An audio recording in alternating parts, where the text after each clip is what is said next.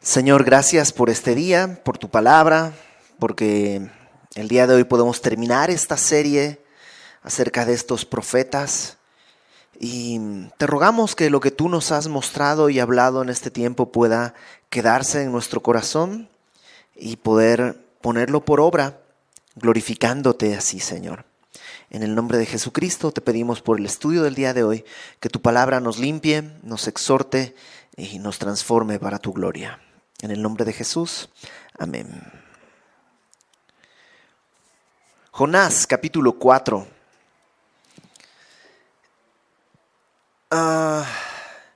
Hay veces que no sé si has estado en algún momento que dices, híjole, si hubiera acabado esto ahí.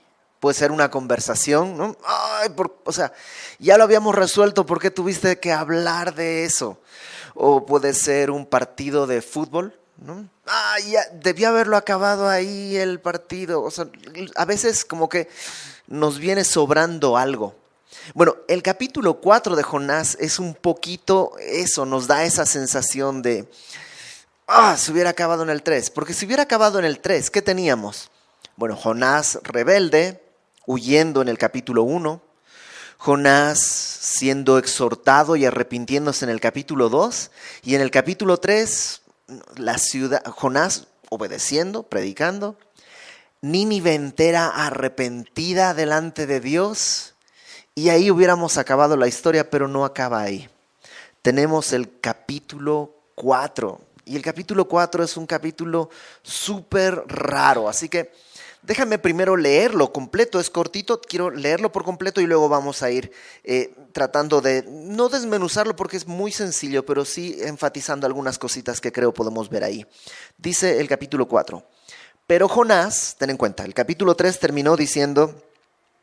Vio Dios, 3:10, vio Dios lo que hicieron, cómo se arrepintieron, que se convirtieron de su mal camino y se arrepintió del mal que había dicho que les haría y no lo hizo. Pero Jonás se apesadumbró en extremo y se enojó. Y oró a Jehová y dijo, ahora, oh Jehová, ¿no es esto lo que yo decía estando aún en mi tierra? Por eso me apresuré a huir a Tarsis, porque sabía yo que tú eres clemente y piadoso, tardo en enojarte, de grande misericordia, y que te arrepientes del mal. Ahora pues, oh Jehová, te ruego que me quites la vida, porque mejor me es la muerte que la vida. Y Jehová le dijo, ¿haces tú bien en enojarte tanto? Y Jonás salió de la ciudad y acampó hacia el oriente de la ciudad y se hizo allí una enramada y se sentó debajo de ella a la sombra hasta ver qué acontecería en la ciudad. Y preparó Jehová a Dios una calabacera, la cual creció sobre Jonás para que hiciese sombra sobre su cabeza y le librase de su malestar. Y Jonás se alegró grandemente por la calabacera. Pero al venir el alba del día siguiente, Dios preparó un gusano, el cual hirió la calabacera y se secó. Y aconteció que al salir el sol preparó Dios un recio viento solano, y el sol hirió a Jonás en la cabeza, y se desmayaba y deseaba la muerte, diciendo, mejor me sería para mí la muerte que la vida. Entonces dijo Dios a Jonás, ¿tanto te enojas por la calabacera? Y él respondió, mucho me enojo, hasta la muerte. Y dijo Jehová, ¿tuviste tú lástima de la calabacera en la cual no trabajaste, ni tú la hiciste crecer, que en espacio de una noche nació y en espacio de otra noche pereció? Y no tendré yo piedad de Nínive, aquella gran ciudad donde hay más de 120,000 personas que no saben discernir entre su mano derecha y su mano izquierda y muchos animales. Y ahí acaba. ¿Sí o no es así como, qué onda? O sea, ese capítulo está súper raro. Y sí, ¿por qué? Porque Jonás al final del día es una persona como tú y yo. El hecho de que sea profeta no le da superpoderes, no le da una superpiedad, solo le hace tener un oficio, una tarea que cumplir. Entonces vamos desde el principio. Dice, pero Jonás se apesadumbró en extremo y se enojó.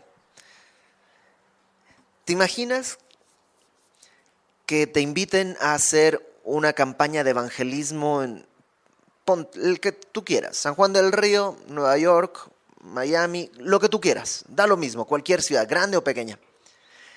Y que vas, predicas y toda la ciudad se arrepiente y le marcas a tu esposa o a tu esposo, ¿qué le dirías? Pasó algo impresionante, toda la ciudad estaba llorando, quebrantada, buscando a Dios, arrepentidos. O le dirías, ¿qué onda? ¿Cómo te fue? Mal, estoy enojadísimo, súper sacado de onda, la ciudad entera se convirtió, sería lo loco, pero es lo que hace Jonás. Es el profeta más exitoso. No ha habido nunca un avivamiento de este tipo en la historia, solo en Nínive. Pero se enojó. ¿Por qué? ¿Por qué se enojó? Bueno, versículo 2. Oró a Jehová. Bueno, eso está bien, ¿no? Se enojó y oró a Dios. Y le dijo, ahora, oh Jehová, ¿no es esto lo que yo decía estando aún en mi tierra? Por eso me apresuré a huir a Tarsis, porque sabía yo que tú eres Dios clemente y piadoso y tardo en enojarte y de grande misericordia y que te arrepientes del mal. ¿Sabes por qué? Y nos transportamos al primer capítulo. ¿Por qué Jonás no quiso obedecer a Dios yendo a Nínive? ¿Por qué se fue a Tarsis? Él aquí lo confiesa. Por esto me fui, porque eres misericordioso. Y yo sabía, si te fijas ahí dice en el verso 2, ¿no es esto lo que yo decía aún en mi tierra? ¿Te lo dije, Dios? ¿Te lo dije o no? Sí, te lo dije. Sabía yo que si se arrepentían tú los ibas a perdonar. Por eso me fui. Jonás estaba enojado con Dios porque Dios había decidido perdonar a Nínive. Ahora, sí podemos ser muy críticos con Jonás, pero no seamos injustos. Eran los enemigos. Eran personas crueles, impías. Eran personas que no tenían misericordia de nadie, que habían ya lastimado al pueblo de Israel. Entonces, Jonás, humanamente hablando, tenía razones para enojarse de que por fin los iban a derrotar, a destruir y Dios se arrepintió. Humanamente hablando, todos podemos identificarnos con esa actitud. Cuando te pones tu traje de teólogo y de cristiano, no, qué barbaridad, imagínate. Déjame elegir mis palabras con cuidado, pero nunca has tenido a alguien conocido que es, digamos, mala onda, ¿no? En el trabajo o alguien de la familia, algún vecino que ha sido mala onda contigo, que te ha hecho bullying, alguien que no te cae bien, como lo quieras ver. Y de pronto, ¡pum!, conoce el evangelio. ¿Qué es lo que dices? Gloria a Dios que se arrepintió de sus pecados, Señor. Gracias por salvarle de una muerte eterna, de la perdición a la que estaba en camino. O tú dices, chale, y ahora encima lo voy a tener que ver en la iglesia. Sinceramente, delante del Señor, no delante de mí. Es nuestra naturaleza, es parte de nuestra respuesta egoísta. Y Jonás está así. Señor, sabía que tú ibas a hacer esto. Y Jonás está muy enojado. Nomás fíjate el tono que usa con el Señor. Le hace un reclamo. Sabía que tú eres Dios clemente y piadoso, tardo en enojarte, de grande misericordia. O sea, ¿tú crees que esas son cosas para reclamarle a Dios? De entrada, Jonás está vivo en el capítulo 4 porque Dios es clemente, piadoso, tardo en enojarte, de grande misericordia. O sea, Jonás mismo ha disfrutado esto, pero ahora cuando lo ve en la cabeza de su enemigo, se molesta. Aguas con que tú y yo tengamos una actitud así, de juicio, que nos pongamos a elegir quién puede ser salvo y quién no. O otro ejemplo, que a lo mejor conoces a alguien que ha vivido en pecado y no sé qué, y lo ves entrar a la iglesia, mira, ahora resulta que el señorito resulta que es cristiano y que ya no peca y que ya no... Y lo empiezas a juzgar como si no tuviera él la oportunidad de que Dios extienda su misericordia y lo transforme. Aguas con tratar de ser nosotros quienes juzgamos quiénes pueden recibir misericordia de Dios y quiénes no. Todos la hemos recibido, todos estábamos camino a la perdición. Entre Nínive, Jonás y yo, la única diferencia es el nombre, realmente. Entonces, Dios quiere tratar eso con Jonás, porque Jonás obedeció en el capítulo anterior. Pero Dios no quería solo la obediencia, sino que Jonás tuviera el corazón de Dios. Muchas veces podemos hacer las cosas por obediencia. Ok, sí, Señor, voy a perdonarle, le voy a saludar, no le voy a hacer una grosería, va. Porque soy cristiano y me lo pides, lo voy a hacer. Y Dios dice, ok, bueno, ya eres obediente, ya estás en el capítulo 3. Pero ahora necesitas mi corazón. El corazón de Dios no es así nada más. El corazón de Dios es de gracia, de misericordia. Un detalle más. No solo encontraste al enojo de Jonás, sino fíjate el corazón de Dios. ¿Alguna vez has oído que alguien dice, el Dios del Antiguo Testamento es malo, es rencoroso, es justiciero, es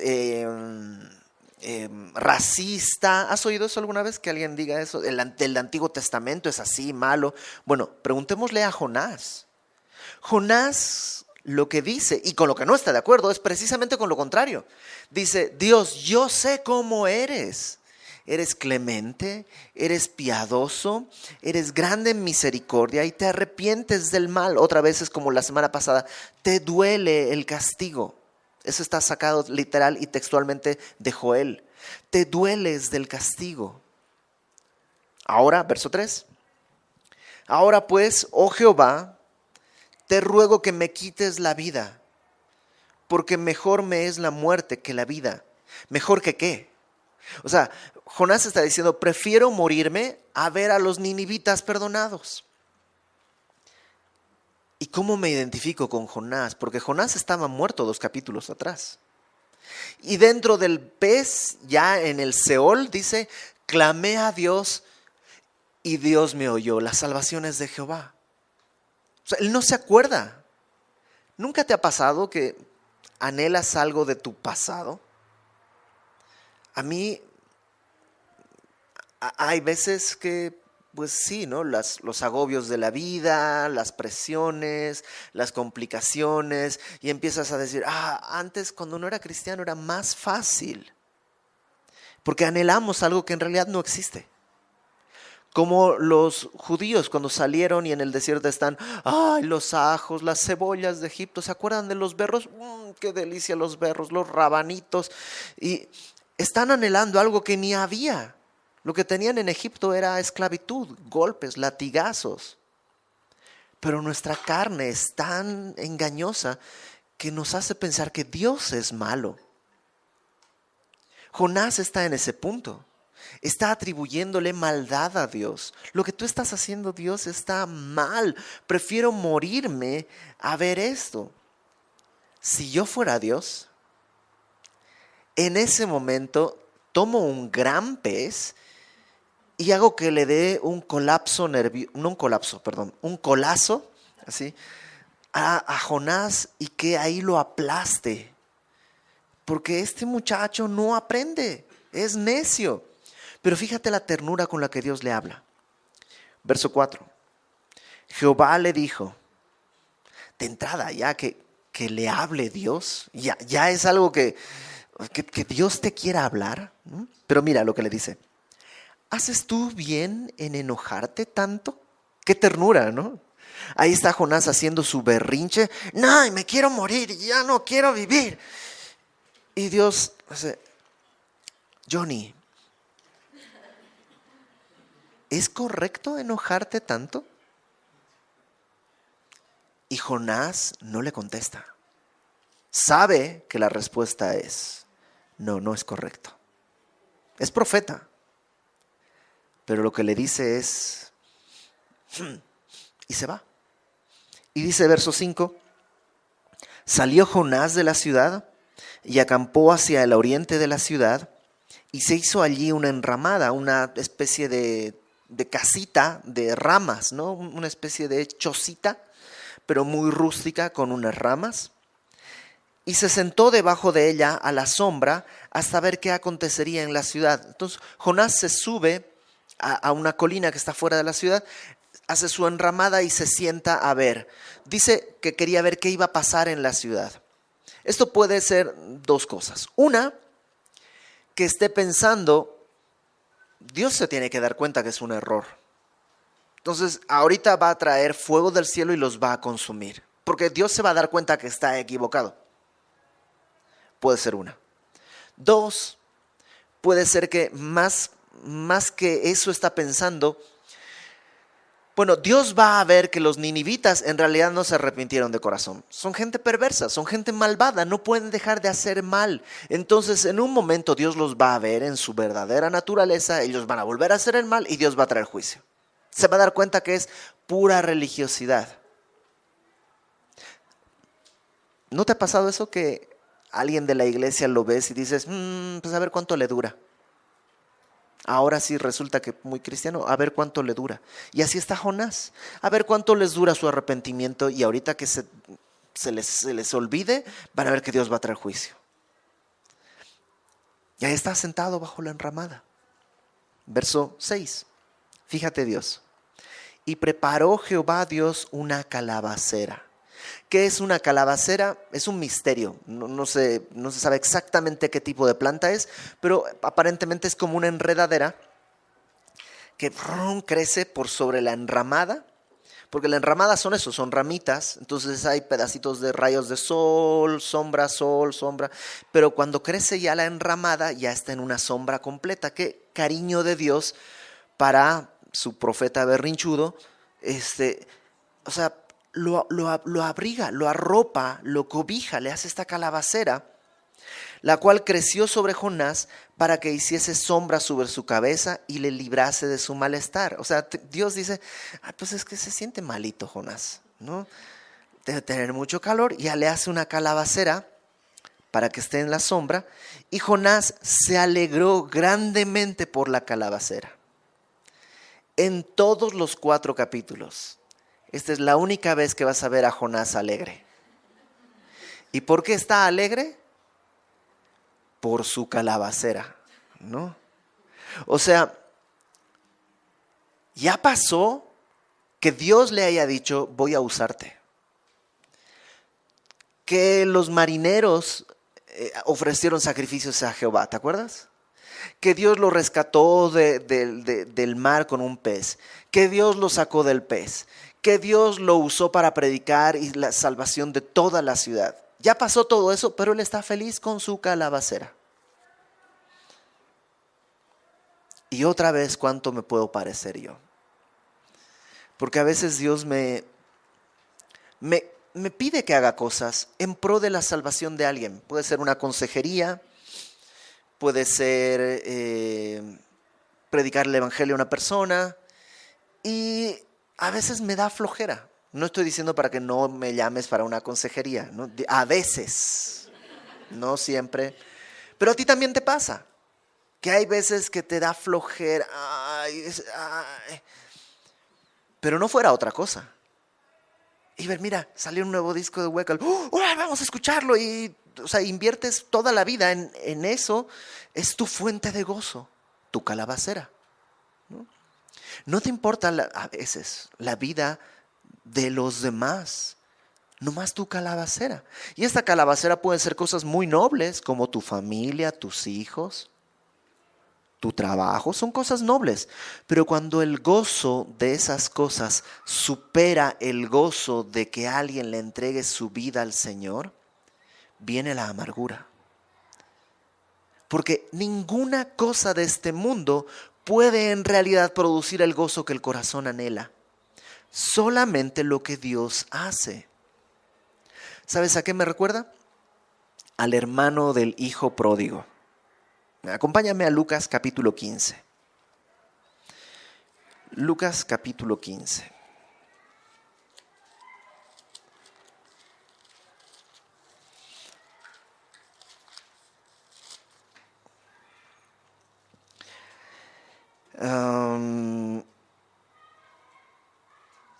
Fíjate, voy a leer el versículo 1, Lucas 15, 1. Se acercaban a Jesús todos los publicanos y pecadores para oírle, y los fariseos y los escribas murmuraban diciendo, este a los pecadores recibe y con ellos come. O sea, piensa la escena. Se acercan a Jesús publicanos, que eran los que recaudaban impuestos, aquellos judíos que trabajaban para el Imperio Romano, o sea que a la vista de los judíos eran traidores, eran serviles al gobierno de un tirano, es decir, eran lo peor los publicanos. Y los pecadores, pues sí, eran ya probablemente ladrones, prostitutas, todo tipo de personas que tenían una vida de moral cuestionable. Ellos se acercaban a Jesús. En términos de Jonás diríamos ninivitas. Y por otro lado estaban los fariseos, los escribas, diríamos Jonás, ¿no? Profeta. En nuestro caso podrían ser pecadores y nosotros semillosos, que tenemos buena doctrina, que no hacemos cuestiones raras, que leemos nuestra Biblia y hacemos nuestro devocional, que realmente tenemos tantas cosas que nos aplaudan. Ahí estamos, ¿no? Fariseos y escribas. Y de pronto se acercan los pecadores. Y Jesús, cuando ve esa actitud que los fariseos dicen, no, anda, se junta con pecadores, les cuenta esta parábola, que son una parábola en 3 actos, ¿no? Una trilogía. Primero está la de las 100 ovejas, que hay una que se pierde y deja las 99 para ir por la que se perdió. Luego está la de la moneda, una mujer que tiene 10 dracmas y pierde una y busca por toda la cosa hasta encontrarla. Y luego está la parábola la parte del hijo pródigo, que es este hijo que decide vivir su vida perdidamente hasta que, estando con los cerdos, decide regresar y su padre lo recibe. Y las 3 cosas hablan de lo mismo, de alguien que está perdido. De 100 ovejas se perdió una, pero Dios no dice, bueno, pues tengo la mayoría, sino que le duele en su corazón que se pierda una y va por ella. Luego de 10 monedas se pierde una. Y según esta parábola, se voltea la casa, se enciende la luz, todo para encontrar la moneda, porque la moneda no vale en su valor nominal, 10 pesos, sino lo que vale es para la persona ese valor. Y Dios dice, sí, una persona que está perdida para mí es valiosa. ¿Qué tan valiosa? Si te das cuenta, el valor va creciendo. Una de 100 no es mucho. Una de 10 ya es bastante más. Y luego en el siguiente caso tiene 2 hijos. Uno que se pierde es el 50%. Entonces en la parábola Jesús va mostrando la importancia que tienen los pecadores para Dios, el anhelo de que sean rescatados y salvados. Pero aparece el hermano del hijo pródigo, Lucas capítulo 15, versículo 25. Su hijo mayor, el hermano del hijo pródigo, estaba en el campo. Y cuando vino y llegó cerca de la casa, ¿te acuerdas que el hijo menor llegó a la casa probablemente semidesnudo? Le ponen un manto, le ponen el anillo, dice, agarren al becerro gordo, mátenlo porque mi hijo ha regresado y hace una fiesta. Y bueno, va regresando el hijo mayor de la chamba, ¿no? Y cuando llegó cerca de la casa, oyó la música y las danzas, y llamando a uno de los criados le preguntó qué era aquello. Él le dijo, tu hermano ha venido y tu padre ha hecho matar el becerro gordo. O sea, se nota que tenían varios becerros, pero uno era el gordo, ¿no?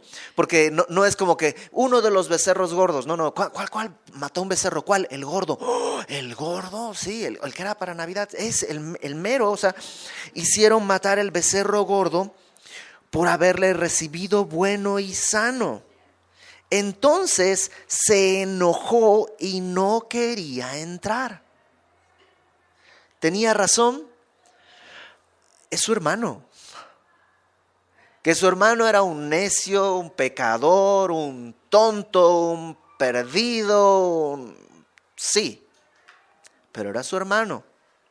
Y ahí está haciendo su berrinche afuera de la casa, igual que Jonás, igual que algunos en este siglo, ¿no? ¿Por qué? Porque nos choca la voluntad de Dios. A veces lo disfrazamos, ¿no? Es que tengo celo por la honra de la iglesia, esa persona en la iglesia, quién sabe qué va a hacer. A veces lo disfrazamos, pero en realidad, en el fondo, es que nos choca la voluntad de Dios.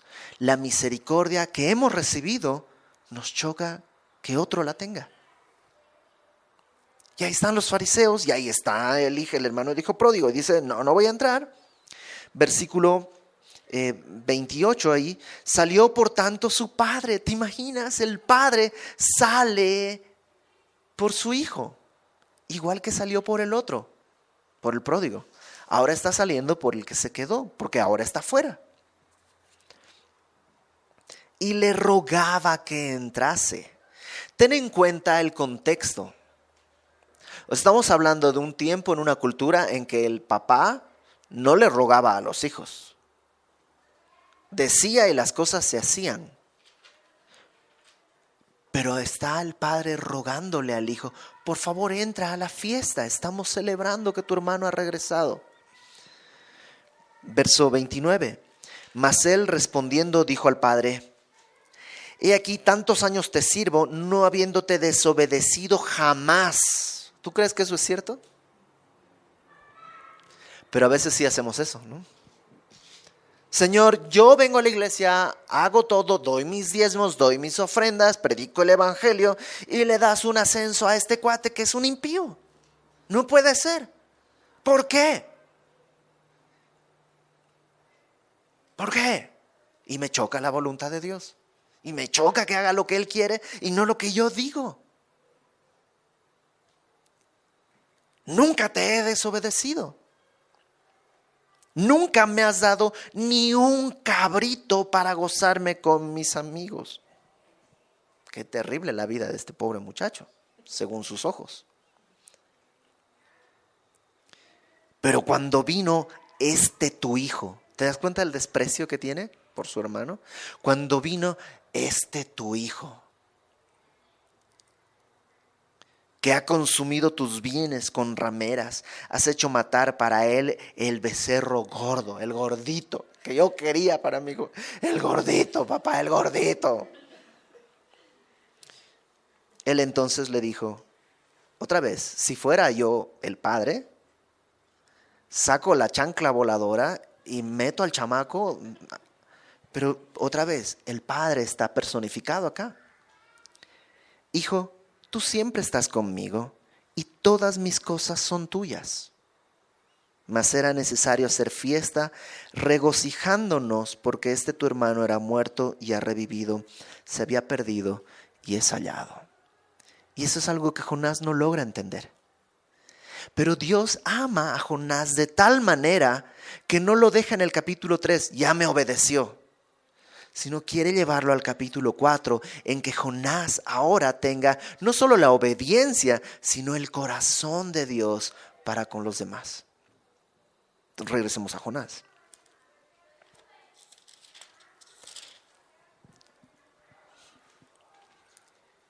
Preparó, versículo 6, Jehová Dios una calabacera, la cual creció sobre Jonás para que hiciese sombra sobre su cabeza y le librase de su malestar. Y Jonás se alegró grandemente por la calabacera. ¡Ay, mi calabacera! Pero al venir el alba del día siguiente, Dios preparó un gusano. En la misma mano que preparó la calabacera, ahora está preparando un gusano, el cual hirió la calabacera y se secó. ¿Por qué Dios hizo esto?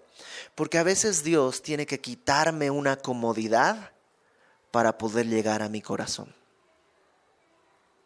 ¿Te acuerdas?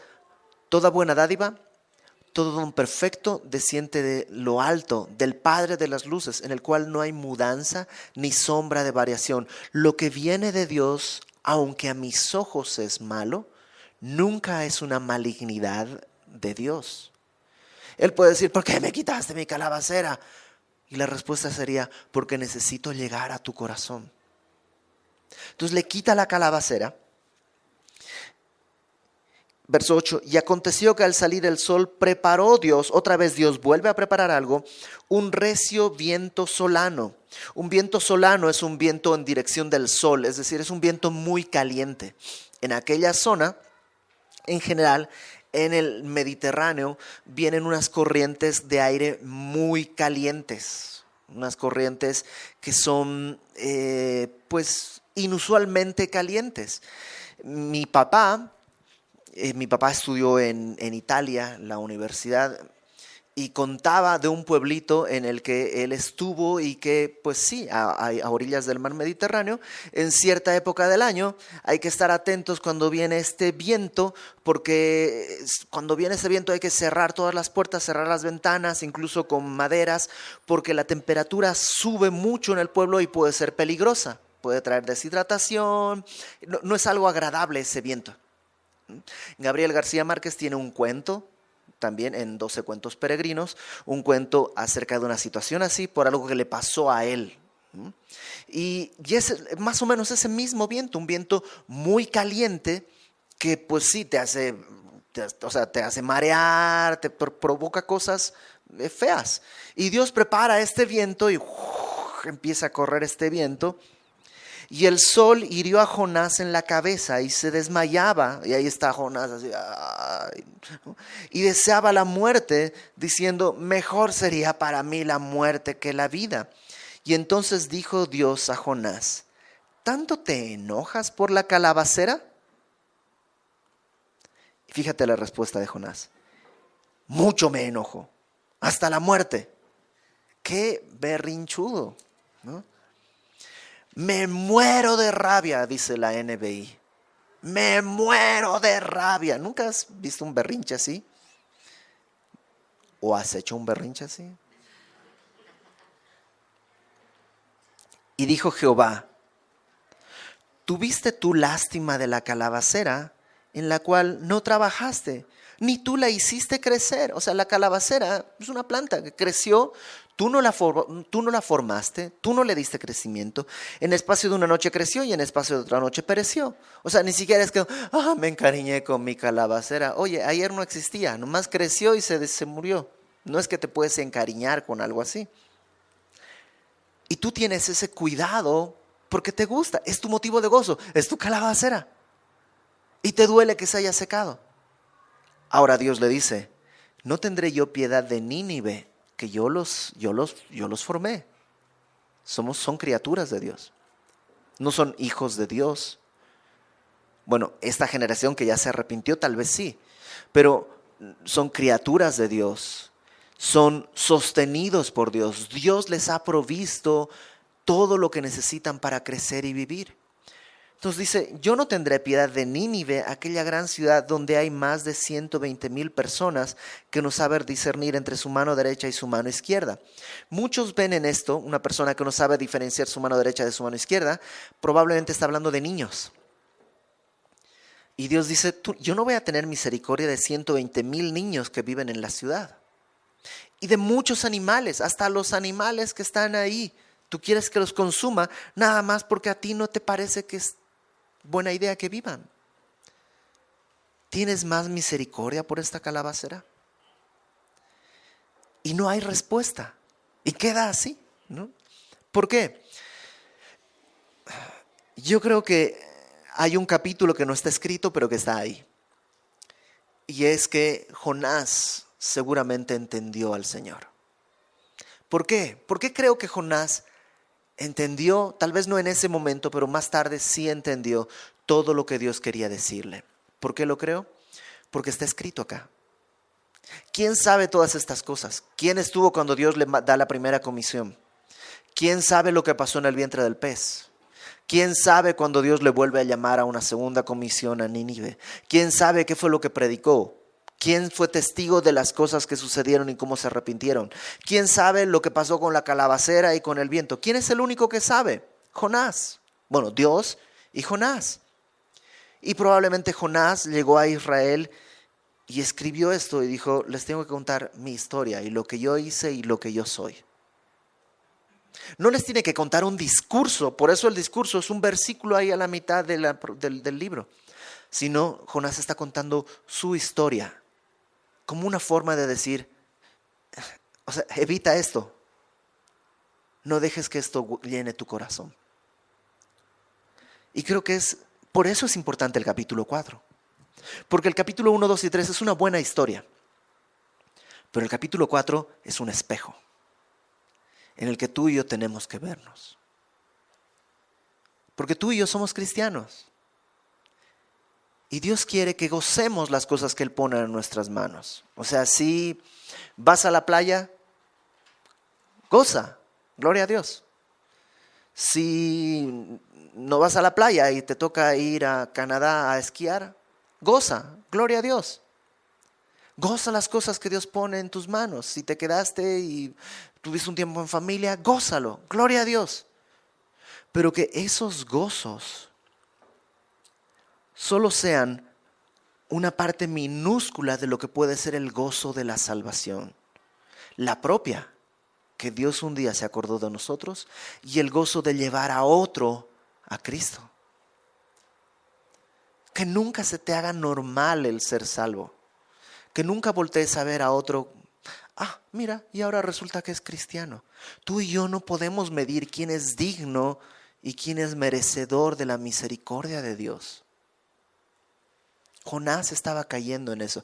Porque no es que Dios hizo un casting, a ver quién quiere venir. No, Dios llamó a Jonás. ¿Por qué crees que lo eligió? Porque tenía que trabajar en Jonás. Desde el principio hasta el final, Dios sabía lo que iba a suceder y Dios quería trabajar en el corazón de Jonás. Entonces Dios te puso donde estás y te permite ver lo que ves, porque Dios quiere trabajar en tu corazón, en que extiendes esa misericordia y esa gracia que otros necesitan y que un día tú también tuviste y que a lo mejor alguien también te criticó. Por eso es importante el capítulo 4. Porque podemos vernos en Jonás. Ahora déjame darte una palabra de consuelo. Dios no se rindió con Jonás. Lo llevó hasta el final. ¿Te acuerdas la parábola que leí? Si tú buscas, léela en tu casa. Aparece muchas veces la frase hasta encontrarla. Fue y buscó la oveja perdida hasta encontrarla. Levantó las cosas, barrió, encendió la luz esta mujer hasta encontrar la moneda. Y el padre del hijo pródigo estaba parado mirando el horizonte, esperando ver que regresaba su hijo, hasta encontrarlo. Entonces Dios no se va a rendir contigo. Dios no se va a rendir contigo. No importa cuántas veces has fracasado, Dios dice, no me rindo. ¿Ya le hiciste berrinche al Señor? Ok, arrepiéntete. Como Jonás, dile, Señor, pues tengo este problema, estoy enojado contigo y sé que estoy mal y necesito que me ayudes.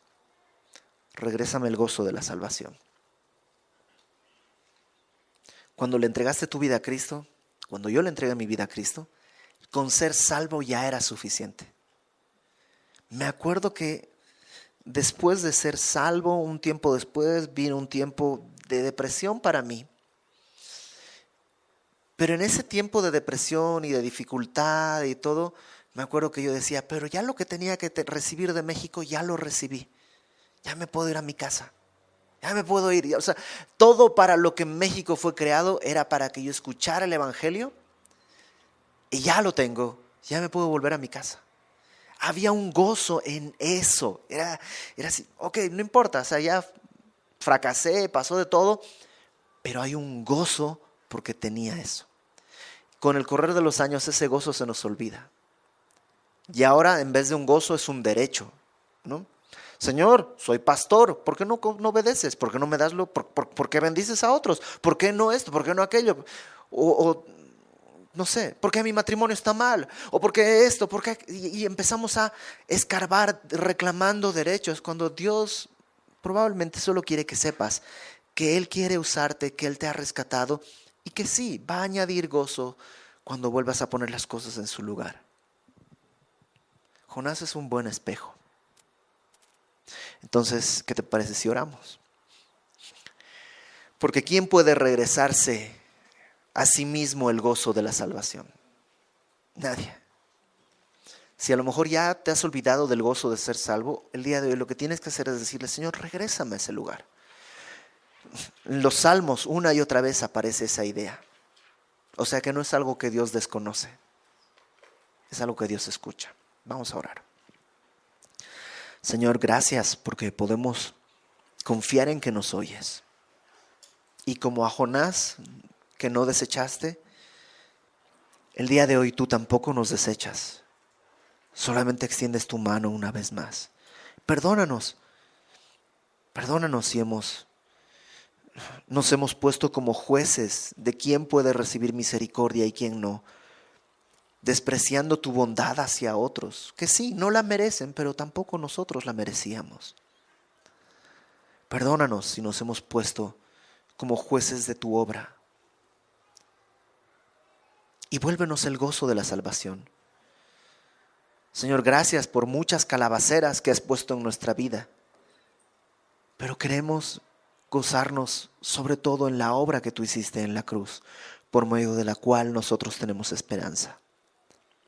Que tu Espíritu Santo, Señor, nos regrese ese gozo por medio del cual podemos glorificarte. Gracias, Señor, porque Jonás no escondió su historia, sino que la exhibió, rompiendo incluso con su orgullo, para traer bendición a otros, incluso miles de años después.